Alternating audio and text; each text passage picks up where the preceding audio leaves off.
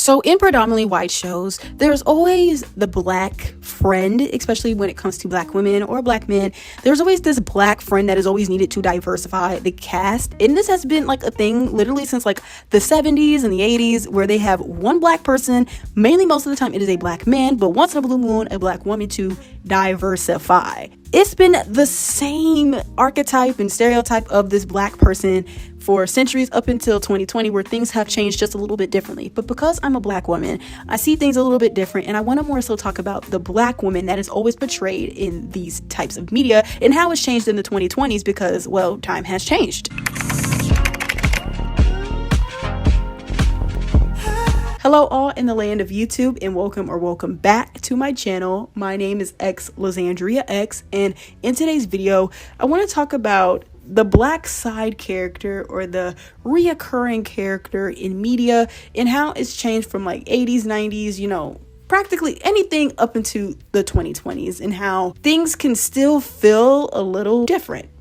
So let's get into it. Especially me, because I make a lot of nostalgia content and I talk a lot about shows from Disney Channel or Nickelodeon. If we look at anything in that capacity, we can always see that the black character, especially if it's any black, like a one-off black character in a Dan S production, she's loud, obnoxious, maybe sometimes sassy, quote unquote ghetto. Like, it doesn't matter, especially now. And this is like bigger fish to fry too, when we're also talking about not just a black girl, but especially if you're gonna put like a light-skinned black girl or a mixed girl and then a dark skin or a monoracial girl. Is like, now you're adding colorism to the mix, because now the light-skinned girl is being sexualized or being seen as pretty and sexualized, while the dark-skinned girl is loud and ghetto and mean to people and she's sassy, whatever the case may be. It's just a hot mess. It's really telling that for like the last, up until the 2020s, that a lot of Hollywood execs, mainly more so white men and white people in these writer rooms, if the show is not a black sitcom like Moesha, One-on-One, Half and Half, The Parkers, if it's not a show like that, they are technically writing these black women the same. So this is basically, we're gonna add a black character to the mix, but of course she's gonna be sassy, she's gonna be mean, she's gonna be that all up in your face type of character. She snap, she's snappy, she'll fight you, she'll beat up a dude. Like that type of ordeal when we're talking about black women in media, especially I think it was definitely more so heightened in the 2000s, where that was seen that, black women are tough, like they have a hard exterior, she's not gonna take no mess. Like, let's think about it. Like, one of my favorite shows of all time, Total Drama.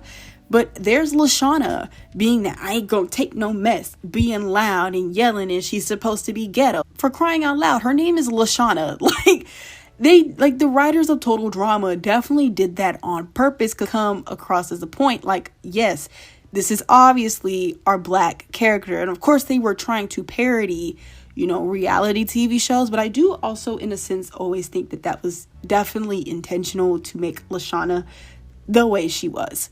Because that's how white people, white men, white women, whoever, anybody who is not black, even sometimes our own community can view black women as that. And I'm here to obviously say that black women are literally not a monolith. We are not the same. Not all black women are loud, ghetto, sassy, snapping fingers. You ain't gonna take no mess. You got whimsy. You got the quirky black girl. You got the awkward black girl. You get what I'm saying? And this is my point, that the only people who can write black women are black women. Like, black women can only write black women. This is my personal anecdotal, but like, black women can literally only write black women. If you look at a show like Girlfriends, right? And even Half and Half. Let's look at Half and Half first. Let's talk about Half and Half very briefly. The two sisters, Dee Dee and Mona. Dee Dee is, the daughter of a father who is like rich and stuff, and she gets all this princess treatment, and she's high maintenance, hyper feminine. While Mona she grew up with her mother. She didn't really have her father around, but Mona is just, she's cool. She's a little more free flowing, and her style is a little more, I don't want to say eccentric, but it's definitely, what do they call it? earthy girl before like the earthy girl aesthetic or vibe was even called that. That's what Mona is. She's more of a free spirit. And then you have shows like Girlfriends, where the character Maya, where Maya is like a stereotypical black woman, but then you have Tony Childs, who is more of the prim and prop, you know, cares about her money, bourgeois black woman. You have Lynn, the hippie, or, you know, the free-flowing one of the group. And then you have Joan, who is also just trying to have a good head on her shoulders. So I do believe that black women can only write black women in different ways, because we know that we're not a monolith. But unfortunately, the world, even sometimes our own men, can see us as monolith. I'm not saying all black men. Don't put those words in my mouth. But I'm just saying some can see us all the same. We're all loud, we're all ghetto, we all do this. Let's go back to Total Drama, where we look at Lashawna's character. Because look at Lashawna. They built her body to have the big butt, right? And the big breast, right? Because this is how they view black women. This is like the writers of Total Drama saw Lashawna and said, yep, this is black women all over the world, all around the place. That's what I'm saying, is like it was heightened in 2007. If we look at a Dan S production, let's look at Yvette Nicole Brown when she was in Drake and Josh.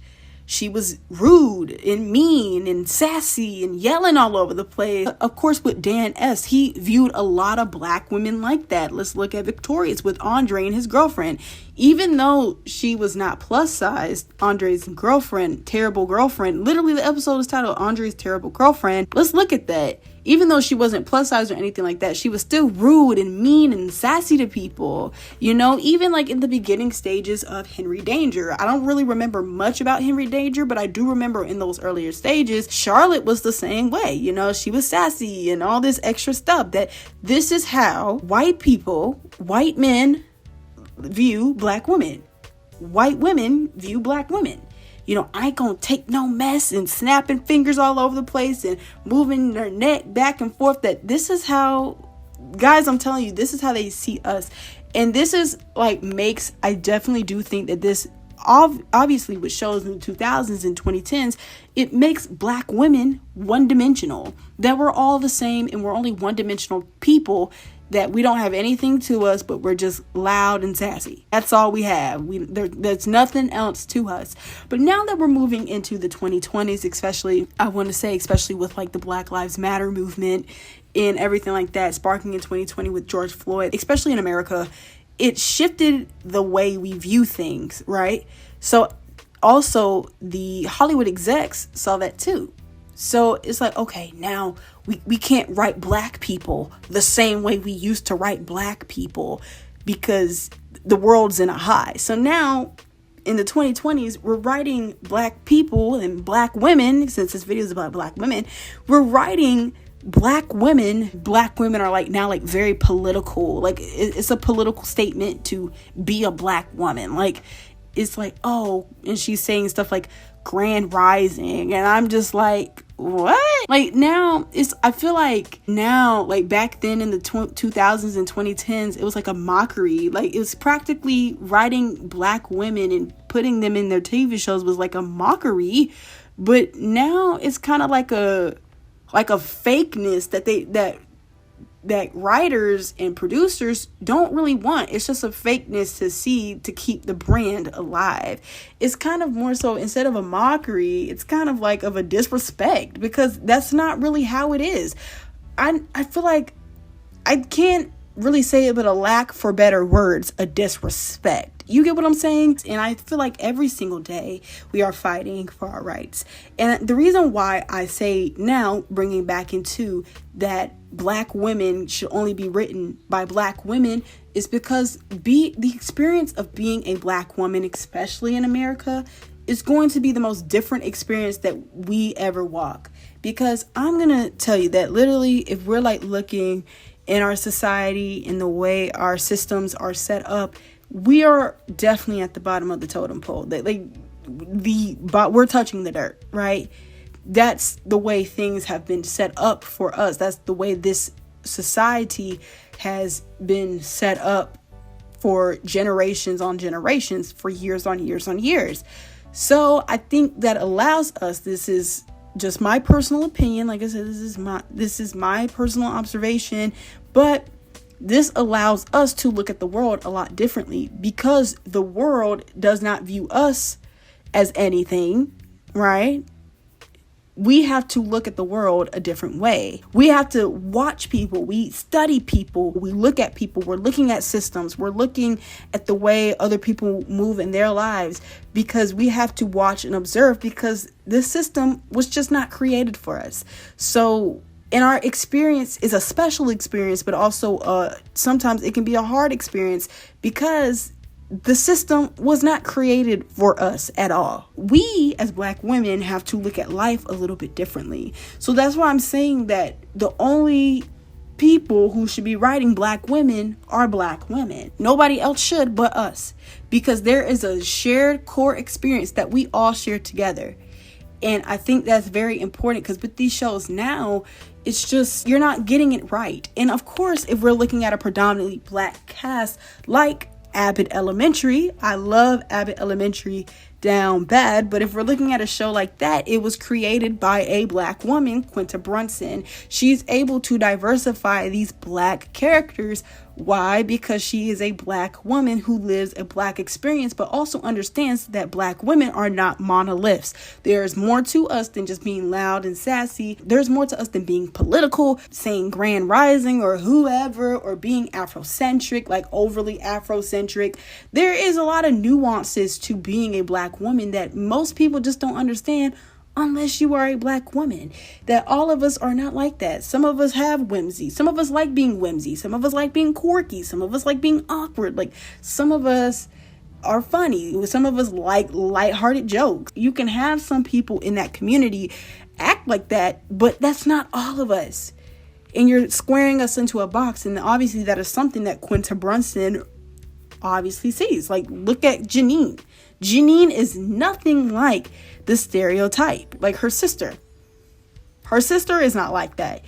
Everybody's a little different, you know, and it's just not a one-way street experience that Black women experience. We all see different things, we live different lives, and we all have different personalities. And that's just something that Hollywood is not going to understand. And until they understand that only Black women can write Black women, things can remain stagnant the way they are. Thank you guys so much for watching this video. Like, comment, share, and subscribe, especially subscribe. And I hope that you guys have a great day. Bye.